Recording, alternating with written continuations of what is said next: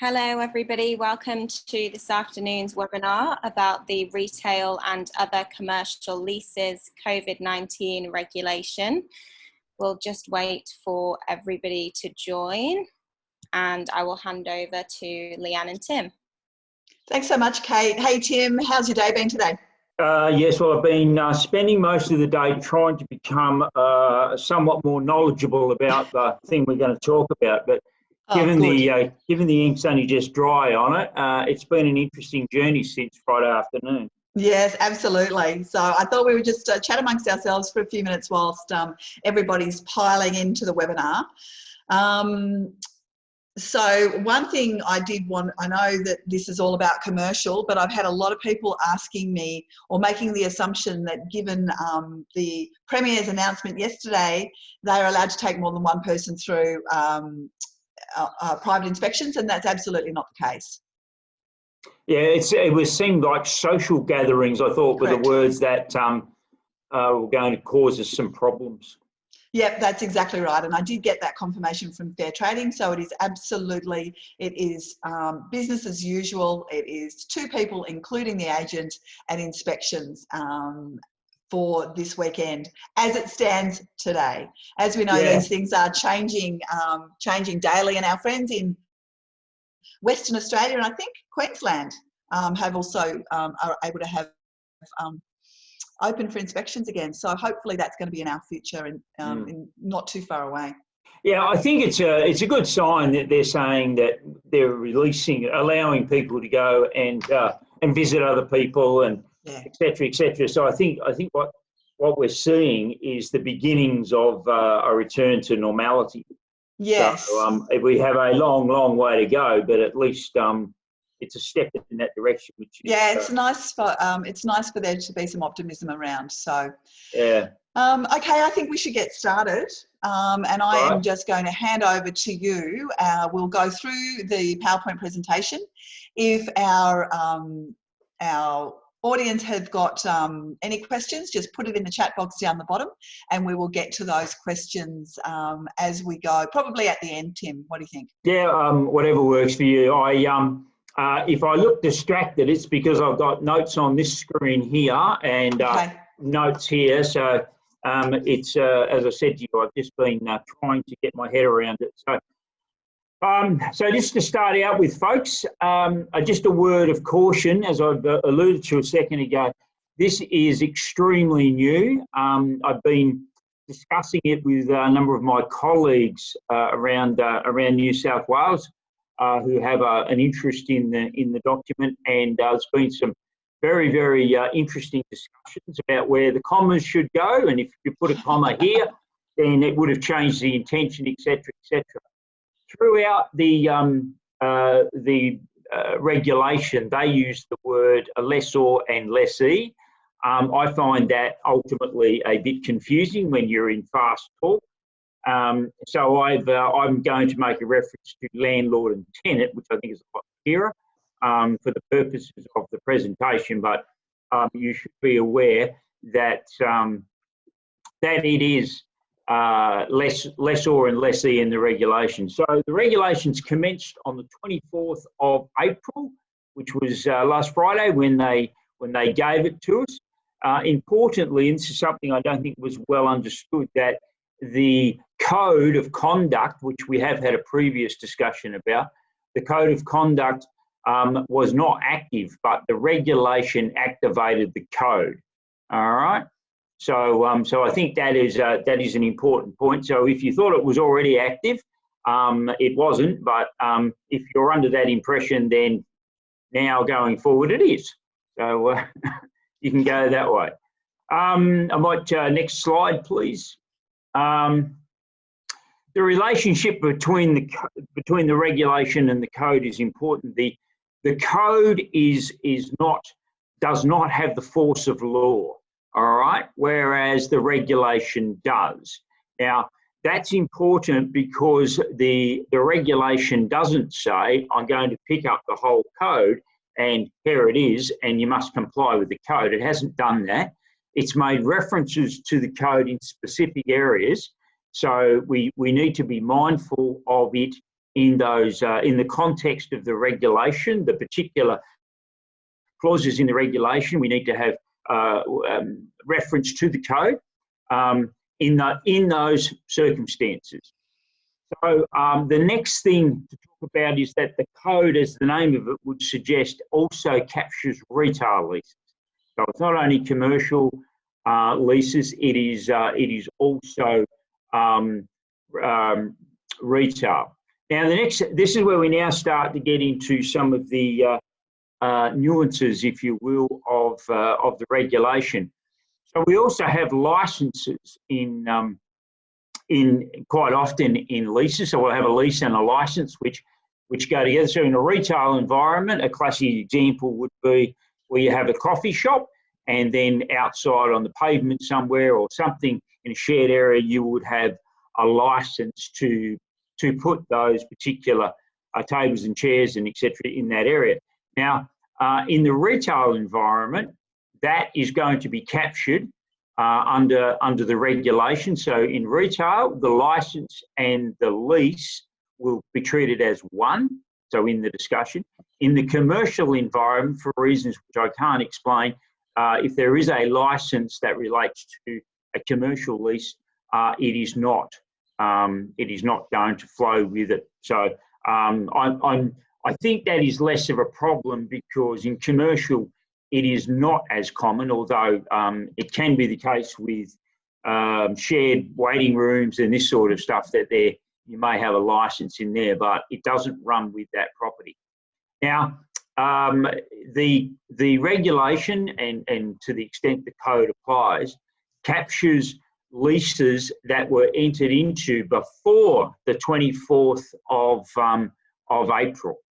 Okay, so if a lease is entered into after the 24th of April, it is excluded from the protections afforded to the tenant under the regulation. Anything that is after the 24th. However, the exception to that is going to be an option lease. So if there is an option that is available to the tenant during the period, then that will survive, and they will still be able to get that. Now, the next one is where you need to be a bit careful, is a renewal of a lease.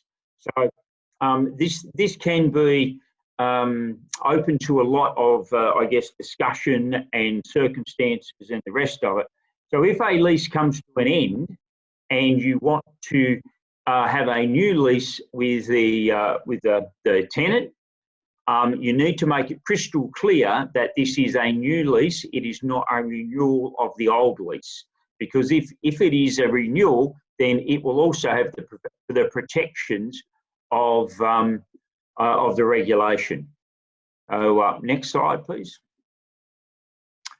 So we get into some of the definitions now. The prescribed period means 6 months after the 24th of April. So this is the period upon which these protections will be active during that time. So that will end on the 24th of October 2020. There is a little bit of conjecture over if that date is correct, whether or not the 6 months starts from the 24th, or the 6 months will start after the 24th, but I'll worry about that when we get to October. And an impacted tenant, that means firstly has a right to occupy the premises, and qualifies for JobKeeper, and has a turnover of less than $50 million. So let's go back to the first one.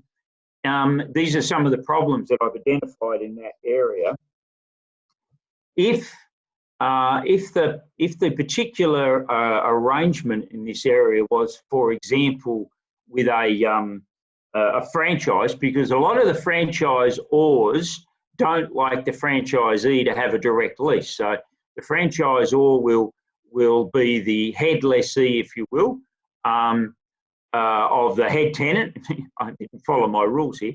The head tenant, and have the relationship with the landlord, and then they will sublet that to the franchisee.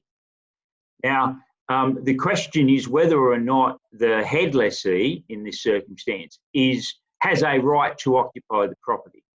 And the better view is that they do have the right to occupy the property, despite having given their rights to the right to occupy by way of a sublease.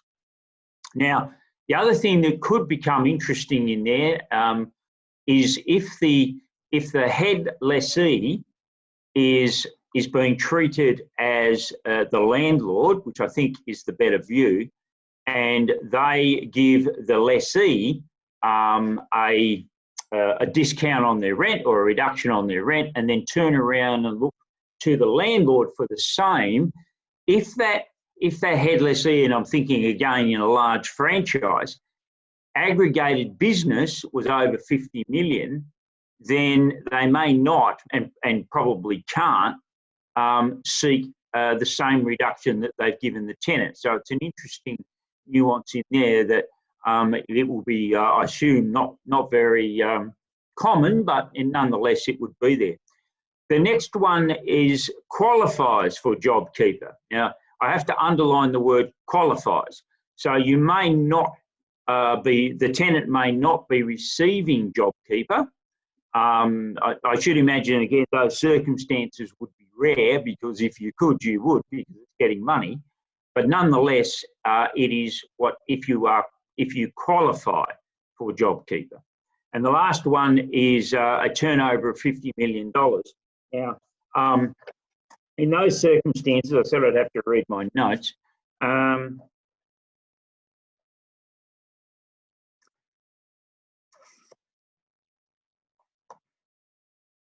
No, that's all right. If it's $50 million, that's enough to say on that one. The next slide, please. All right, supporting evidence. This is the one where we just have no guidance whatsoever, and in this area, the code is not particularly helpful, and the regulation even less so. So this is what the code says: each party to provide sufficient and accurate information within the context of negotiations to be achieved outcomes consistent with the code. All right. And then it goes on to but the interesting point is it's very vague around what sufficient and accurate information is. So clearly there's going to be some disputes here about what people have to provide, what's reasonable, so that someone can make a decision around whether or not they are impacted, because just because somebody does have the job seeker, by way of some example, JobKeeper, if you have JobKeeper as a tenant, that doesn't mean to say that you necessarily were entitled to it, because currently under JobKeeper you can simply make an application and say that this is my prediction going forward, etc., and I get it. So I don't think that a landlord can necessarily make the assumption, because somebody actually is the recipient of JobKeeper, that they automatically tick that box. So prescribed action is identified as taking action against an impacted tenant, which is what we spoke about on the previous slide, for a failure to pay rent, failure to pay outgoings, or failure not to trade during agreed hours. Now, they are the things that you can, that the tenant is protected from. And that's important, because if the tenant thinks that they're protected from damaging the property or something else in the lease, as I'm sure some people will, they are not protected from that, and the landlord is well within their rights to take action to remedy that, or is serious enough to seek possession of the property, seeking to vacate. Now, we've had a few questions about rent arrears. So this is a rather interesting one. Now, I've identified what I think is 4 possibles here. So somebody is in breach, and that's a failure to pay rent and outgoings and not trading. In those areas there, they have a failure to do that prior to the 24th. So in those circumstances, the landlord wants to take proceedings now, wants to commence some action now because of that breach. I don't think they can, but people are a little bit split on this view, because if you read the legislation closely, or the regulation closely, it seems to suggest that you can't do it within the period now, but you may have had a right to do it prior, and there are a few positions kicking around now about that. So we're yet to come to an agreement on it. If there's a letter of demand, well, that makes it a little bit more down that path. And if you have already commenced action, then that makes the question a little more pointed. So if you have already commenced the action prior to the 24th, then the question is whether or not you can get access to the property.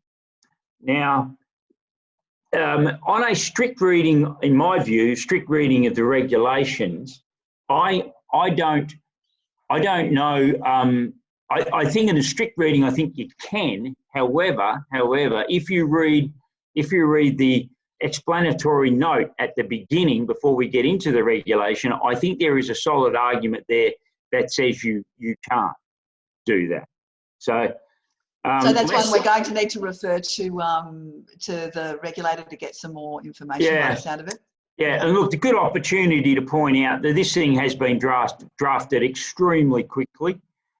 It didn't have any stakeholder input, and I don't think it went through all the processes. I'm confident it didn't, because there are some very, very interesting outcomes. If you've already got orders, and I appreciate that in the commercial world, we normally don't worry about orders. People will just simply go and change the locks and etc.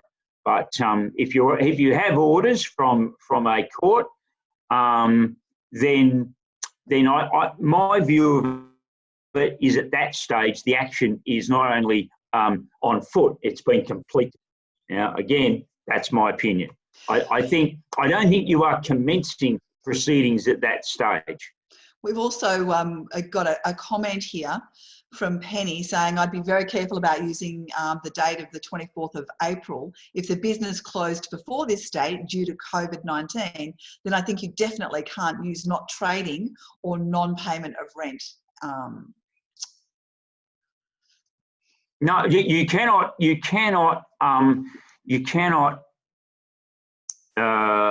What's Penny's point then? Is she saying that you can't use that before the 24th? Yeah.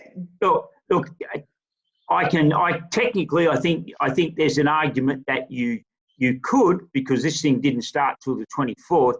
However, I think when you look at the policy part of the regulation, what they're actually trying to achieve, and you read it with the code, I tend to agree that it would be brave and ambitious to drag that one on. So I agree to that extent. But technically, this thing had no effect before the 24th. But I think in reality, it probably did. Okay. So the next slide, please.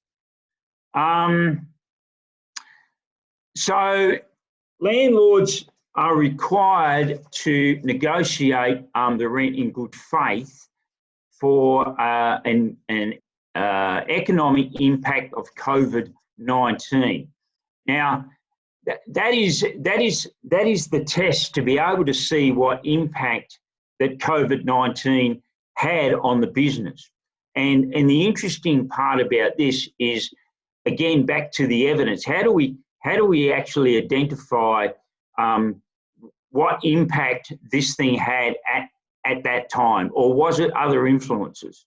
Now, it will always be the case that I think in this discussion people are going to point to COVID-19, and in most cases they're probably going to be right. But there may have been other influences.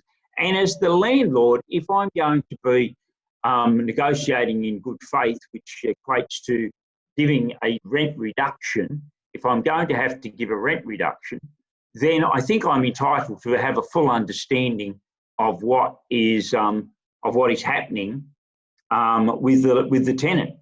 I need to understand in some clarity what is happening in that space. So I don't think that asking for the documents is unreasonable. But again, we're going to need to understand exactly what it is we can get and what is not available to us, etc. And we're having the same trouble, cold comfort. This is cold comfort, no doubt, but the same trouble in the residential area where people, for the similar reasons, are looking for information.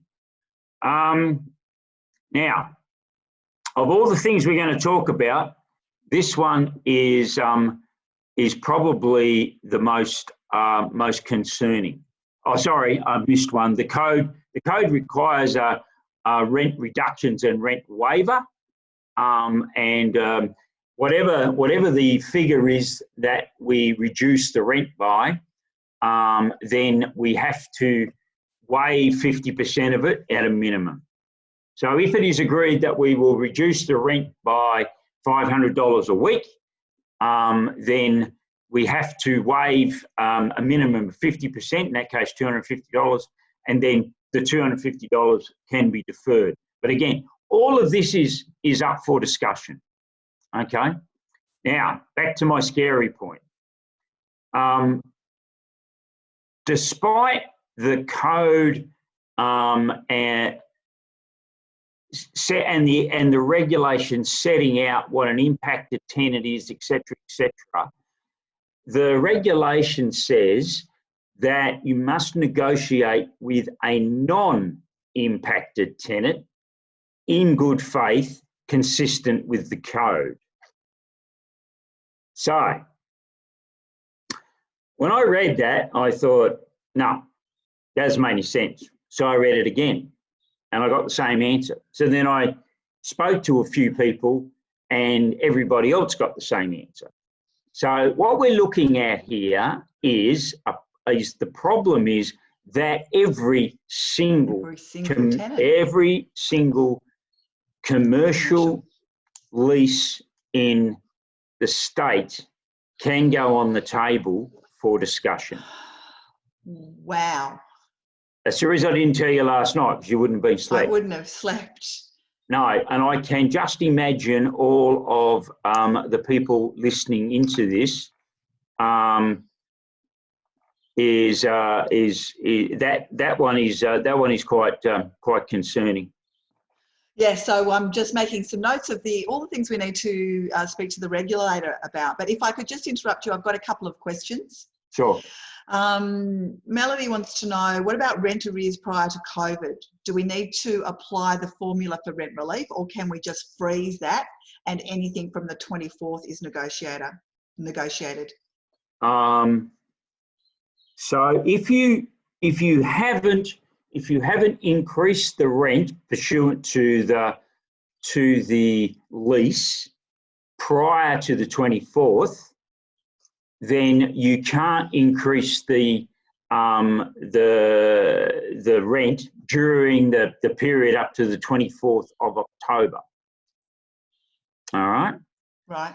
So let's say, by way of example, that the rent was $1,000 a week, and we came into the regulation into the period, and it was supposed to go up by CPI in May. You cannot increase the rent in May. Okay.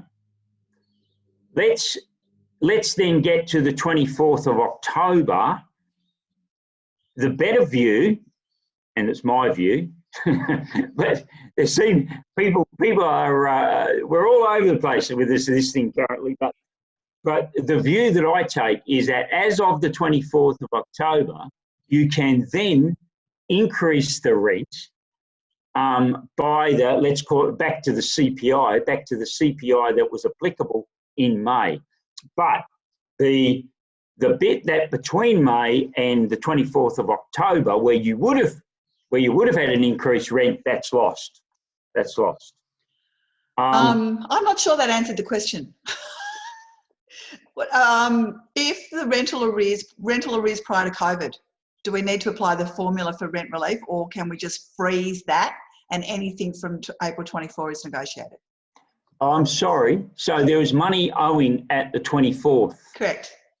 And that seems to be the situation in a lot of cases, based on the questions that I've been seeing. Okay.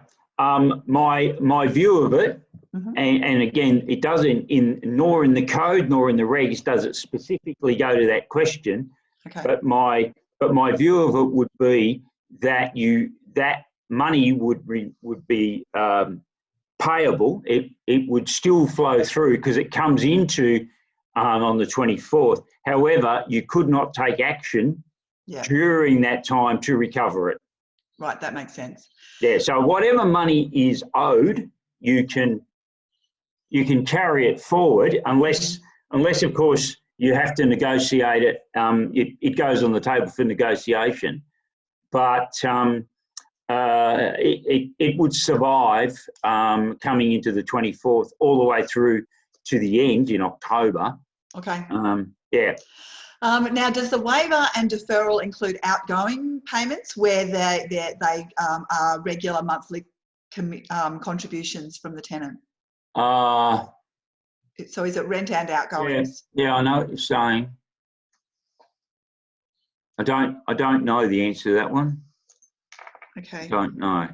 I'm just trying to bring the code up in my mind. Okay. I mean, don't forget, we have actually got Linda Rudd coming in on Friday to do a webinar. So I'll research it and come back to you on that one. Okay. My feeling is probably yes, that it would apply, because in a net lease it would, wouldn't it? Yeah. So I suspect it would apply. Okay. So further to a pre-COVID arrears in a retail lease situation, do you have any thoughts in relation to if the lessor can draw on a bank guarantee during the COVID period covering a pre-COVID arrears situation? No. And what about a declining business? March 2019 trade at 100%, late 2019 trade at 50%, March COVID trade 25%. What's the rent discount, 50 or 75? Yeah. Well, again, that's a great question, because this is what I spoke about earlier, and it's on this particular slide. It's the first sub point. Economic impact of COVID-19. So this is what I said, that you would need to get the documentation to determine what it is that the downturn in the business was attributable to COVID-19, not just because the business was on a slide like the one we're talking about now. Okay. Yeah, not just because it's on a slide. Okay, the questions are coming in thick and fast, my friend. Are you okay to still keep answering them now, or do you want to continue? Yep, okay. Yep. A tenant forfeiting their lease. It's a hairdresser, has 14 months left on their lease, and they've closed their business due to the loss of income during this period. We were in the process of negotiating a rent reduction / relief. However, they closed up and emptied the property. What is the process for this lessor in recouping their loss of rent? Yeah, well, that's simply a breach of the lease. They've handing back. No, they've got the COVID period, if we can call it that, between the 24th now and the 24th of October is an opportunity for the tenant and the landlord to come together for a negotiation. It is not an opportunity for a tenant to say, I just don't want to play anymore. I'm not going to talk to you. Here's the keys. I'm walking. That is not the case.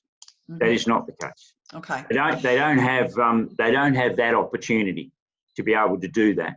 So my advice to that tenant, if they would listen to me, is to say, I think it would be a very good idea that you sit down with the landlord and negotiate an outcome here, rather than just walking away because you are in breach of your lease. Okay. Food and many businesses reduced their capacity and restrictions, and that occurred from the 23rd of March. They chose to close their business. We understand that there was enough space to comply with social distancing requirements. With rent reviews from 24th of April to 24th of October, can a rent review due on the 1st of May be reviewed in October and back charged? No is the answer to that. So any rent reviews between the 24th of April and the 24th of October, you cannot increase the rent. Full stop. Yep. However, in the example that was just given, if there is a rent increase scheduled for May, all right, you and let's say again it's CPI at that time and it is scheduled for there, you can't apply it until the 24th of October. But whatever the increased rent would have been in money between the two 24s, if I can say it that way, is lost. But on the 24th of October, you can increase the rent going forward. Yeah. Okay. Now that is a CPI increase. The other one that I think would be far more interesting would be a market review as of in May. So I'm glad I don't have to go and ponder that one any further. But that I think would be a rather interesting one to have to take care of. Market review. Where do you stand with not being able to increase rent reviews during the period if delayed after COVID-19? Where do you stand on having annual reviews having to be 12 months apart? I'm not quite sure whether or not I stand. What does that mean? Where do I stand? Yeah, the reviews have got to be 12 months apart. Yep. And if you can't review until October, for example, after COVID, and you would be normally reviewing again in April, but the reviews have got to be 12 months apart. Does every review then have to get pushed? No. So if the review was, say, today, all right, we're going to review the rent today, all right, we can review it. Mm-hmm. And we can determine what it would be. Again, if it's a CPI, we can determine what the rent would be. So if it was $1,000 a week now, and we did the CPI increase, and it would be $1,100, we can't add that $100 on now. But it at the end of COVID, so on the 24th of October going forward, we can. So we would add the $100 on there, but all of those $100 that have gone from the 24th back to now is lost. Okay. But as of the 24th of October, the $100 goes on, and then it'll come full circle back to 2021, back to today, 2021, and you do it again. Okay. You do it again. Hopefully, without all this rubbish. Alrighty. What about a new tenancy? They only started operating early March, the poor things. They're not going to be able to prove a downturn. And again, this is where what the code says is that we all need to go and hold hands and work something out. Now, they may not be able to prove a downturn for the purposes of JobKeeper. Yeah. They may not. I don't know the circumstances, but they may not. And so that's the key, right? They have to be able to be qualified for JobKeeper. So that's where all of this comes in. Yeah. Yeah, that's right. That's one of the requirements, is that they would qualify, not necessarily get it, but qualify for JobKeeper. Yeah. But in these circumstances, maybe they can't do that. However, I understand that you can predict what your income is. And there's also, as far as JobKeeper goes, there's also an alternative test for businesses that are brand new. Correct. So that probably they would fall into that. I'm not.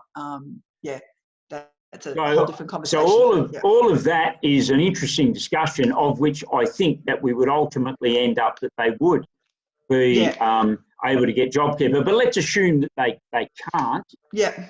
Then the next thing that comes in is what I'm looking at on the screen. For non-impacted tenants, they have to negotiate anyway.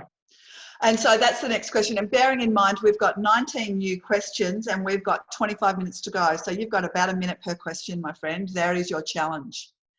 Is the rent increase freeze only for impacted tenants? Yeah, because you have to be an impacted tenant to get the protections. But again, great question, because if anybody can make an application and you have to apply the code, then what's the story with that? I don't know. This is getting even more confusing. Okay, what documentation do you request from the tenant to prove the impact of COVID-19? The answer to that is, in all the circumstances, what is appropriate to be able to make a determination. And again, I don't know what the list is, and at this stage we haven't been given any guidance on what the list is. Yeah. But same as a commercial, same as a residential situation, right? There's okay. Correct. So, but I mean, if somebody says to you, I want a 50% reduction in my rent, say great. You show me that your business has had a 50% decline in trade. Yeah. And I don't want something scribbled on the back of a beer coaster. But I mean, but we don't know what we're allowed to ask for at this point. We know what we think is reasonable, but we don't know what we're allowed to ask for. So again, they're questions that we need to get clarification. Is it best practice to assess the tenant's revenue situation on a month-by-month period? Now there's another really good question, because I think that once you're in, you're in. So although I'm in the minority here, I have to say. Remember I was telling you I was talking to a lot of people. I was in the majority for the things that we've talked to up to now, but now I'm in the minority. Okay. The way I read this, it says that if I qualify to be an impacted tenant, in other words, I qualify for JobKeeper, I've been impacted, and I have a right to occupy the property, and I've got less than $50 million. Tick, tick, tick. I'm an impacted tenant. Once I tick that box, what I say is I'm in for the duration until I come out on the 24th of October. That is despite you picking up your trading and away we go, and everything's great. So I would not satisfy the test, say in 2 weeks' time. I wouldn't be able to satisfy it because my world has turned around, and I'm now better off. And I think the way I read it, that's how it would apply. Now others read it differently. They say that there is the proportionality principle in there, and that principle and the good faith obligations would mean that you'd have to come back to the table and reassess the position. Now, if they're right and I'm wrong, how often do you want the people to come back and prove it? Yeah. And does that have to be in your original negotiation?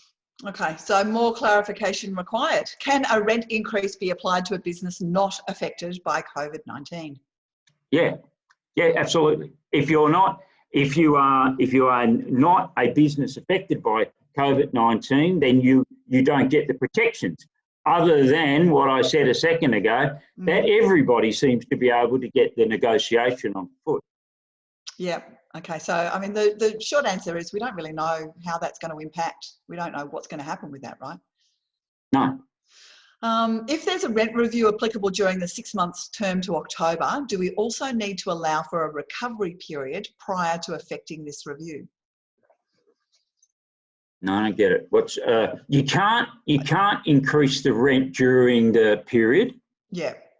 So and whatever rent would have gone on top of what the rent was coming in is lost. Yeah.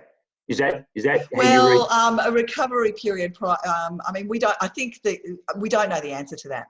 There hasn't been any discussion about a recovery. Like basically, the question is saying, do we have to let the business recover? We don't. All we know are the dates we've been given at this point. Yeah. Sorry. So I'm not sure if this answers the question, but after the period, which again is the 24th of October, if there is a deferred amount of rent, and I think in most cases there would be a deferred amount, that obviously goes on top of the standard rent. Then in those circumstances, somebody has to be given, I think it's 36 months or something like that. I forget the figure now; it's in the code. To be able to repay that amount of money. So it comes down to the terms of the lease. No, that would come down to what the code says, and I can't recall whether or not it's 36 months. I think it is.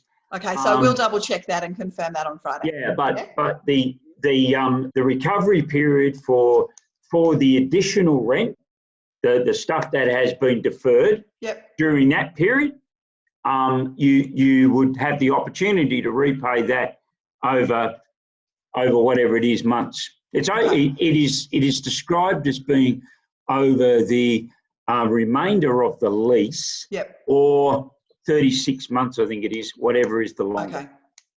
What happens if there's a cafe that decided to close up shop immediately and stop paying rent, even prior to April 24? They are still able to trade as a takeaway, although they have made the decision not to. They are not open to negotiation and have refused to pay any rent at all. How do you handle it? Right. Great question, because this is one of the ones that I've been having a discussion again with my little group, my little support group. And it is a good question because people have an obligation at law right across the boundaries of law to mitigate the loss that they would be causing to somebody else, all right, or mitigate the loss that a person would be suffering, I should say.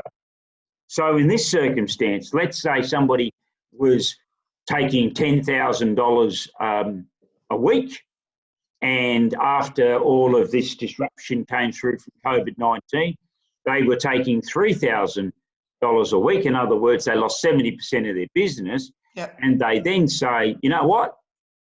I don't think it's enough for me to bother coming to work. I'll just close the doors. And then I'll say to the landlord, I've got 100% reduction in my revenue. I want 100% reduction in my rent. So I'd be saying in those circumstances, no, you closed the business. You could have stayed open. You could have been earning money, and that would not have caused me as big a loss as I'm now suffering. All right. So and again, it comes back to good faith negotiations and being able to get the necessary documentation out of people.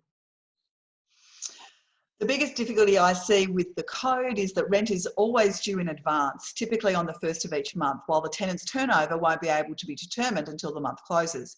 This still means that we need to come to an agreement on the rental amount with the tenant until they can make their number available. This is then compounded if we are using BAS statements as evidence. In this case, we won't know their April, May, June rental until July. Any advice? No. So again, we're back to square one where if those people who drafted the code would rush in and say, you've all got to do this in good faith, and et cetera, et cetera. So we would have to try and make decisions there and come to agreement, come to a landing on something that everybody is comfortable with the information that we have at hand. How do we know that's all we can do. How do we know when the JobKeeper has been qualified? They've qualified for JobKeeper. How do we know that? Well, you have to get the documents. That was my earlier point. There's a difference between having JobKeeper and qualifying for it. And if you qualify for JobKeeper, then you have to have demonstrated a 30% reduction in your revenue to qualify for JobKeeper. Yeah. Okay. Yeah. Now, people might say if they've got JobKeeper and they're only asking for a 30% reduction in their rent, I'll accept that. You know, I won't worry about any other documents. That's fine. Maybe you do. But just because you've got JobKeeper doesn't mean that you were entitled to it. So it means you may not have qualified for it. That's why that word is important. Yeah, secondly, if somebody wants a number greater than 30% and they have JobKeeper, then they will have to demonstrate that number, why they're entitled to the bigger number. Okay, so Greg is saying that they're consistently negotiating 3-month reductions of varying amounts with a clause stating that we will review this prior to the expiration of the 3 months. Is that legal? Well, again, this is what we didn't know. I said there was a couple of my colleagues that were saying that they thought that it had to be, that it could be reviewed periodically. My view is once you're in, you're in. But having said that, I think if people say that as part of the agreement, I'm prepared to come back and look at this again, then there's nothing illegal about that. We're very much in a warm fuzzy environment here. I can see that, absolutely. Yeah. And consequently, because we're in a warm fuzzy one about we all have to hold hands and work together. What the Prime Minister said? I forget now, but essentially it was be nice to one another or something like that. Yeah, right. Good. It is great advice, and we should do that. But it doesn't provide a commercial framework. No. Yeah, you're absolutely right. Now, Rob Anderson from our helpline has said it's 24 months. I assume he's. Thanks, Rob. Yeah. Okay, 24 months. But he has got a question for you. If a lease ends and if the question's from Rob, it's always a doozy. If the lease ends halfway through the period, when does the deferred rent fall due? If it ends halfway. Oh, you mean so the halfway tenant through the 6 months. The tenant is going. Well, thanks to Rob giving me the number, it'll be. Over the next 24 months. Even if the tenant exits the property? Yep. They've got 24 months after that time. Like I said, as Rob's supplied me with, it's either the remaining term of the lease. Yep. Or 24 months, whatever is the longer. And in this case, it would be the 24 months. Okay. What happens if we give the reduction and then they don't qualify for the JobKeeper? Well, I mean, my question would be, why would you do that? And then the answer to that might be because I have to negotiate with anybody anyway. Yeah. So that's one to refer, maybe. No. I mean, the reality of it is that prior to all of the code and the regulation and all this sort of stuff happening, people were out there already doing deals. Yep. The market was out there doing deals. Sure. And I think that those deals will probably survive if everybody was happy. Okay. Maybe happy is not the right word, but if everybody was taking a commercial approach to the circumstances. Yeah. Then they would survive. Okay. So in that particular instance, if the landlord is happy and the tenant was happy on those bases, you've got a deal. Okay. I'm mindful of time. We've only got 10 minutes to go. And I know you've got another couple of slides to go through. So I might hand back to you. All right.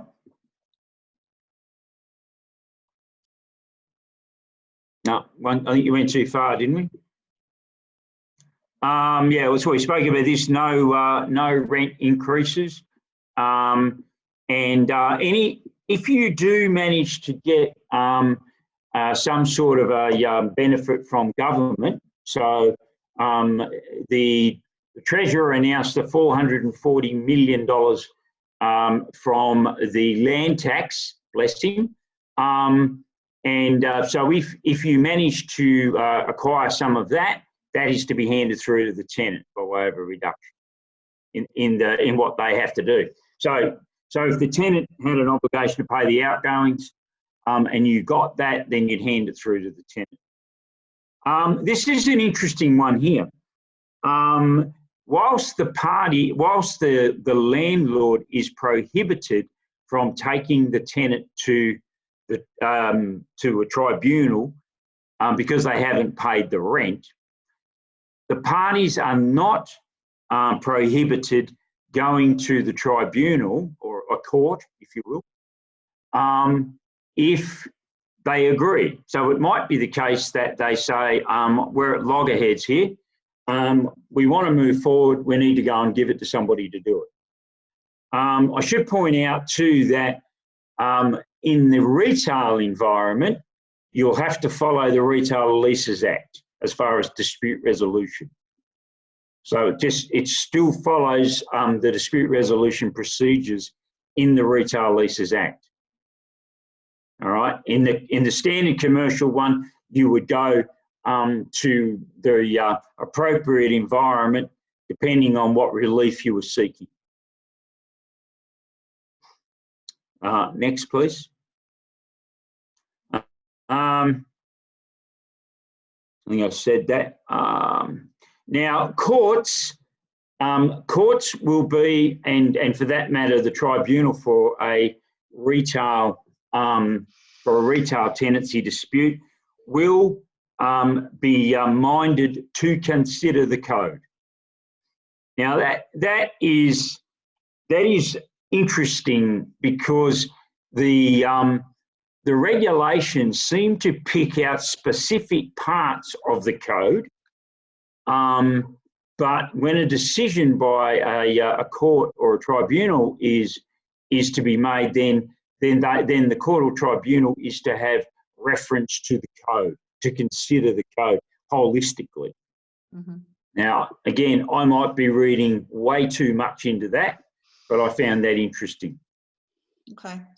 Does a solicitor need to draft up a contract for the deferred amount of rent that needs to be paid back over the 24-month period or over the lease, whichever is the greater? Now, another good, complicated question, because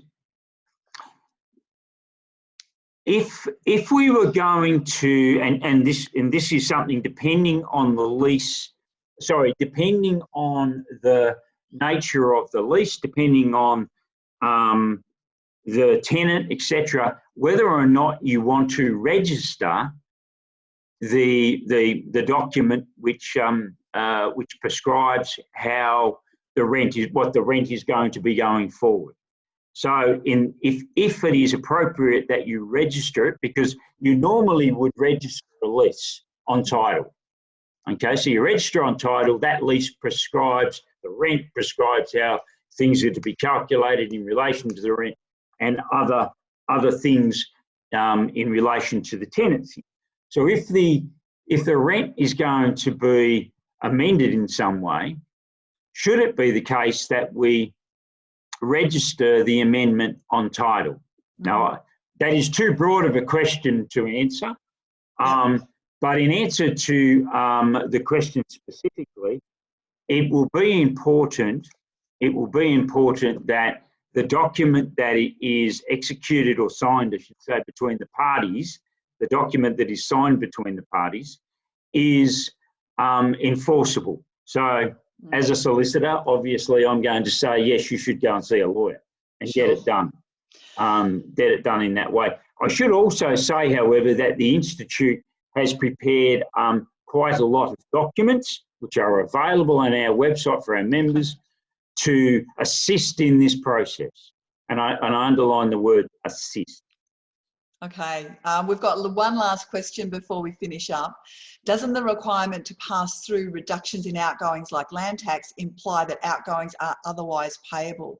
That is not subject to the proportionate reduction in trade. Outgoings are separate to rent. The legislation only refers to reductions in rent. Yeah, like I said, I think it was the one question I had to duck earlier. I'm not sure about that. I'll have to go and have a read. I just can't bring that one to the forefront of my mind. Yeah. And just a comment, if the lease is extended to cover 24 months, then I think the variation should be registered on title.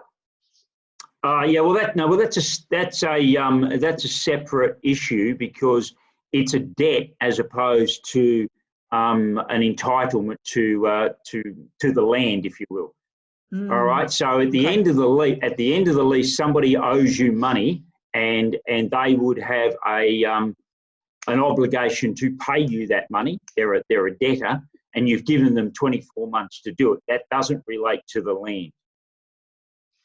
About now, I'm really glad that I am no longer a commercial property manager or a shopping centre manager. Very, very glad indeed. One thing I didn't mention on the way through, and I also think this is interesting. The question I'm asking myself, let's assume that we have ABC Proprietary Limited, and it's a feel-good investment for my wife and I, and we open up a coffee shop, and we're in our retirement, and we're very wealthy people, but the coffee shop didn't go well because of this COVID thing. And I say, well, here's my ABC Proprietary Limited. It can't afford to pay the rent. It's really pretty sad. Yep. Is it a requirement, negotiating in good faith, that I, as having substantial wealth in my own right, would loan the company money to pay the rent? Is that an expectation? Yeah, great question. All right, well, we have got a lot of homework to do, and as I said before, we have got another webinar at 10:30 on Friday morning, and between now and then we will be going back through all of those questions that we need certainty on and going to the relevant regulator. Isn't that right, Tim? That is right, Deb. That is right. Awesome. So I think we'll say a little prayer for everybody tonight in this space. Absolutely. Yeah, absolutely. And we will do everything we can to answer your questions for you on Friday. So thanks so much for being here, and thank you for all of your work on this, Tim. I know that you've spent a lot of time going through this. So thank you. Thank you. We'll talk on Friday. Absolutely.